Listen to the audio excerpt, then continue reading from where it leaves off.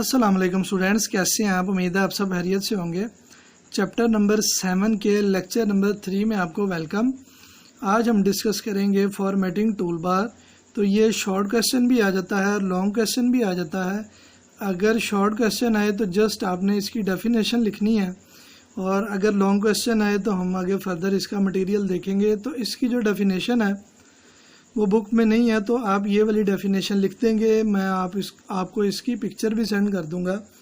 Formatting tool bar क्या है? This tool bar contains shortcuts to some of the most frequently used commands found under the format menu. तो format menu के अंदर जो सबसे ज़्यादा यूज़ होने वाली कमांड्स हैं जो कि फॉर्मेटिंग के लिए यूज़ होते हैं फॉर्मेटिंग टूल बार पे, उनके शॉर्टकट्स होते हैं, जैसे कि ये आपको नज़र आ रहे हैं। Formatting tool bar contains small pictures. ये स्मॉल पिक्चर आपको शो हो रही होंगी, ये बोल्ड की, इटैलिक की, अंडरलाइन की। That are use to format the document, जो कि डॉक्यूमेंट की स्टाइलिंग, उसकी फॉर्मेटिंग के लिए यूज़ होते हैं। फॉर एग्जाम्पल, मिसाल के तौर पर font size, bold, italic, underline, etc। अगर ये शॉर्ट क्वेश्चन आए तो आप जस्ट इसकी डेफिनेशन लिखेंगे, और अगर ये लॉन्ग क्वेश्चन आए तो ये ऐसे आएगा, right a detail note on formatting tool bar. तो उसमें पहले आपने डेफिनेशन लिख ली और फिर 1 बाय 1 हेडिंग लिखेंगे। स्टाइल हम बाद में डिस्कस करेंगे, पहले फ़ॉन्ट को देखें। तो फ़ॉन्ट में ये जो मटेरियल लिखा है ये आप नहीं लिखेंगे, बल्कि आप ये वाला मटेरियल नोट डाउन कर लेंगे और इसी को याद करेंगे।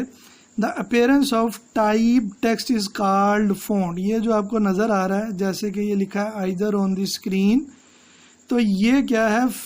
अपीयरेंस ऑफ टाइप टेक्स्ट, वो कैसे दिखता है जो टेक्स्ट हमने टाइप किया है उसको बोलते हैं font. You can change it by first selecting the desired text and then choosing a font from drop down menu. अगर आपने इसका फॉन्ट चेंज करना है तो आप क्या करेंगे? फर्स्ट इसको सिलेक्ट करेंगे, जैसे आइदर ऑन द स्क्रीन को हमने सिलेक्ट किया और फिर इसको चूज़ किया ड्रॉप डाउन मेन्यू पे। अभी ये टाइम न्यू रोमन है, इस पर हम क्लिक करेंगे तो मल्टीपल ऑप्शंस आ जाएंगी। हम इसमें एरियल और वर्दाना भी इसको चूज़ कर सकते हैं। अब आ जाते हैं स्टाइल पे। तो स्टाइल्स किस लिए यूज़ होते हैं? In Word are use to quickly format portions of text. आप डिफरेंट पोर्शन टेक्स्ट के उसकी आसानी से और तेज़ी से उसकी फॉर्मेटिंग कर सकते हैं। डिफरेंट जो टेक्स्ट है उनके पोर्शंस की।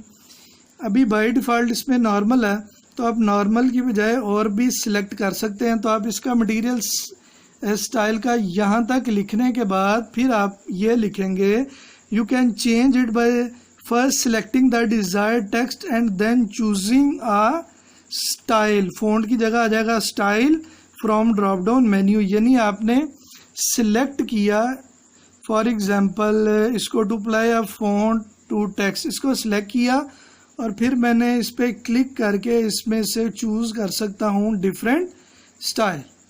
नेक्स्ट हेडिंग है हमारे पास फ़ॉन्ट साइज। इसकी डेफिनेशन भी कुछ अच्छी नहीं है, तो आप लिखेंगे font size is use to physically change the type text. यानी ये जो हमने लिखा हुआ है टेक्स्ट, उसको ये चेंज कर सकता है फिजिकली। ये लिखने के बाद आप ये लिखेंगे, you can make the text size larger और smaller by using the feature of font size. अब हम उसे फिजिकली चेंज कैसे करेंगे? उसका साइज बड़ा या छोटा करके। नेक्स्ट हमारे पास हेडिंग है bold. Places the text in bold. ये जैसे कि आपको नज़र आ रहा होगा, ये जो टेक्स्ट है, अगर हम किसी टेक्स्ट को सिलेक्ट करके उसको इधर बोल्ड के आइकन पर या Ctrl+B प्रेस करते हैं तो वो इस तरह का थोड़ा सा गाढ़ा या मोटा हो जाएगा, ज़्यादा वाज़ेह हो जाएगा।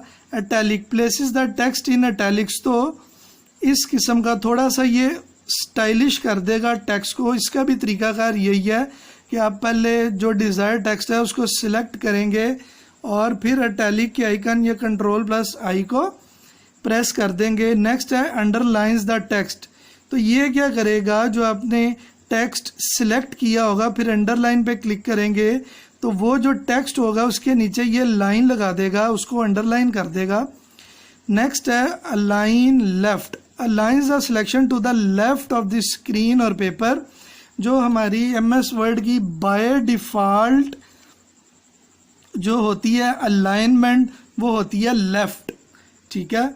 और अगर हम कर दें अलाइन राइट तो ये क्या कर देगा, लेफ़्ट से थोड़ा मार्जिन छोड़ देगा और उसको अलाइन राइट कर देगा। और सेंटर क्या करेगा, थोड़ा सा मार्जिन लेफ़्ट से छोड़ेगा, थोड़ा सा मार्जिन राइट से छोड़ेगा और जो हमारा पैराग्राफ होगा उसको सेंटर में प्लेस कर देगा। नेक्स्ट है जस्टिफाई, तो जस्टिफाई क्या करता है, lines of selection to both the left and right of the screen और पेपर।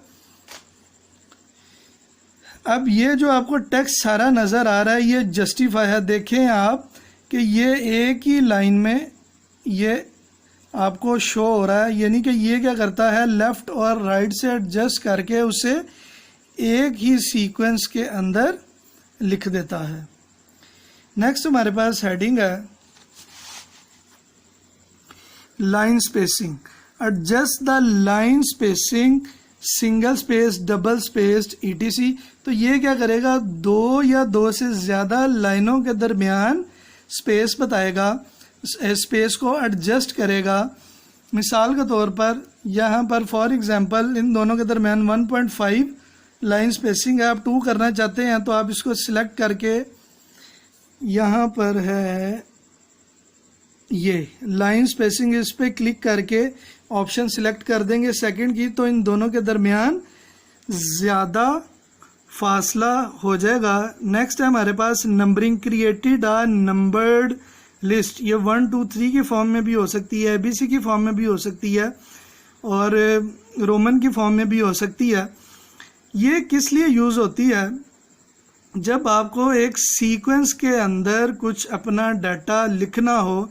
मिसाल के तौर पर आपका जो टेस्ट होता है उसमें जो MCQs होते हैं वो जिस लिस्ट में लिखे गए होते हैं, वो पेपर आपका बना होता है उसको नंबर्ड लिस्ट बोलते हैं, क्योंकि वो 1 से स्टार्ट होते हैं। जैसे फॉर एग्जांपल 10 MCQs हैं तो 1 से लेकर 10 होंगे और हर MCQ में 4 मज़ीद ऑप्शंस होंगी।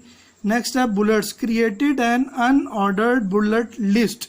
तो ये पॉइंट सर्कल या डिस्क की फॉर्म में होती है और भी इसके फॉर्मेट होते हैं।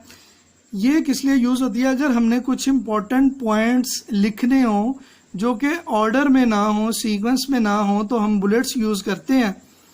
नेक्स्ट है decrease indent, decreases the indentation of the current selection to the left. जब आपने किसी पैराग्राफ को सिलेक्ट किया तो डिक्रीज इंडेंट किया तो ये क्या करेगा, उसे लेफ़्ट साइड पे मूव कर देगा और इंक्रीज इंडेंट क्या करेगा, उस पैराग्राफ को राइट साइड पे मूव कर देगा जितनी हम उसको इंडेंटेशन देंगे। नेक्स्ट है हमारे पास outside border, places a border around the current selection.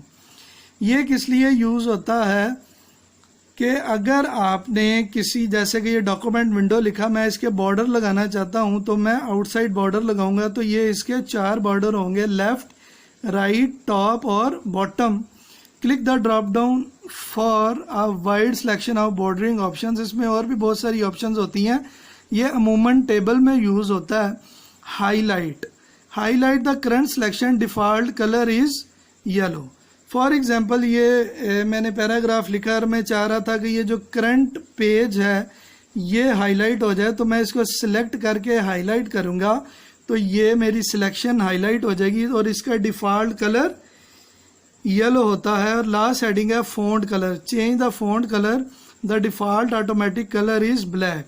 तो जो फ़ॉन्ट आपने जो अपीयरेंस ऑफ टाइप टेक्स्ट थी उसको आप डिफरेंट कलर भी दे सकते हैं।